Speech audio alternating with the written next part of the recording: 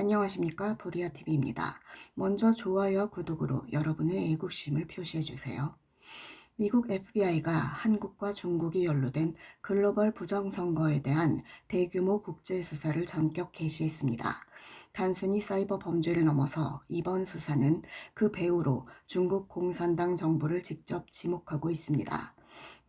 미중 안보 충돌이 이제 돌이킬 수 없는 레드라인을 넘어섰습니다. 그리고 그 긴장의 중심에 한국이 서 있습니다. 미국의 저명한 칼럼니스트 진 커밍스는 이번 FBI 조치가 단순 보고서가 아니라고 강조합니다. 이것은 국제 부정선거 카르텔을 해체하기 위한 미국과 동맹국의 공동작전의 시작이라는 것입니다. 그 증거가 이미 나왔습니다. 브렛 리더맨 FBI 사이버부 부국장은 미국과 동맹국이 합동으로 사이버 적대 세력을 체포 중이라고 밝혔고, 실제로 중국발 해커 5명이 이탈리아에서 체포됐습니다. 이 중에는 마이크로소프트 이메일 서버 수만 개를 공격한 해커 그룹 하프니움의 중심 인물도 포함되어 있습니다. 더욱 심각한 것은 FBI가 이번 공격을 중국 정부나 국가안전부의 직접 지시에 의해 수행되었다고 명확히 했다는 점입니다. 이는 사실상 중국 정부의 미국 핵심 인프라에 대한 직접적인 공격으로 분류됩니다. 이 체포된 해커들은 미국으로 소환해 처벌하겠다고 밝힌 것은 외교적으로 레드라인에 가까운 발언입니다. 미국이 중국의 국가적 사이버 공격을 전쟁 행위 수준으로 규정하기 시작했음을 시사하는 대목입니다.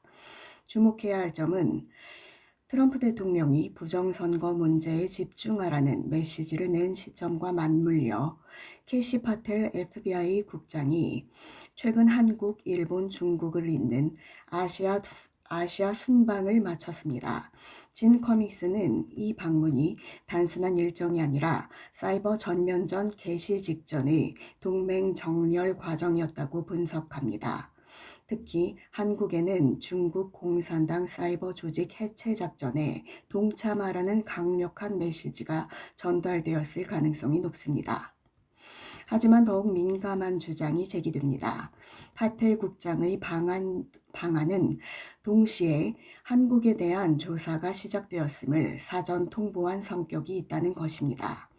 우려는 현실적입니다. 한국 정부가 중국과의 협력 구조 속에서 보유한 서버, 네트워크, 데이터, 인프라 관련 민감 정보들이 이번 국제 공조 수사 과정에서 직접 검토될 가능성이 높습니다.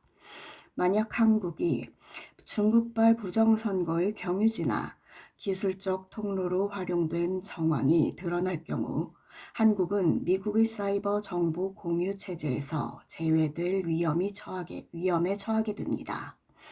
미국은 이번 수사에서 중국 공산당 자금의 흐름을 집중적으로 들여다볼 것으로 예상됩니다. 특히 한국 금융 시스템을 통해 흘러간 중국발 자금, 홍콩이나 싱가포르 같은 조세 피난처를 경유한 자금이 집중 추적 대상입니다.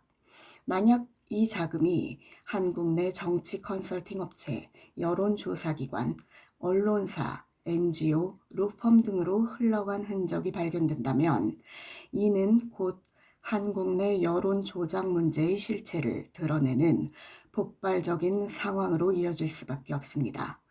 미국은 한국에 대해 선거 시스템이 어느 국가의 기술과 연계되었는지, 여론조사나 SNS 모니터링 빅데이터 분석이 중국산 클라우드나 AI 인프라와 연결되어 있는지 등 상세 정보의 투명한 공개를 요구할 가능성이 매우 높습니다.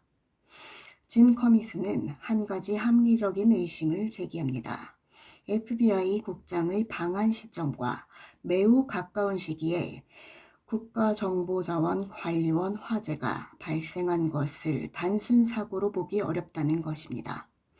대규모 조사 협력, 정보 인프라 집중 기관, 그리고 화재 발생이라는 이 세 요소가 동일한 시기에 겹쳤다는 점에서 중요 자료 인멸 가능성을 배제하기 어렵다는 주장입니다.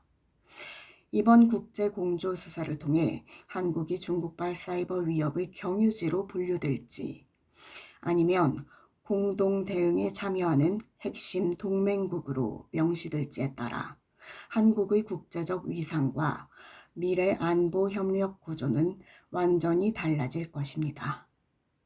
이상입니다. 시청해 주셔서 감사합니다.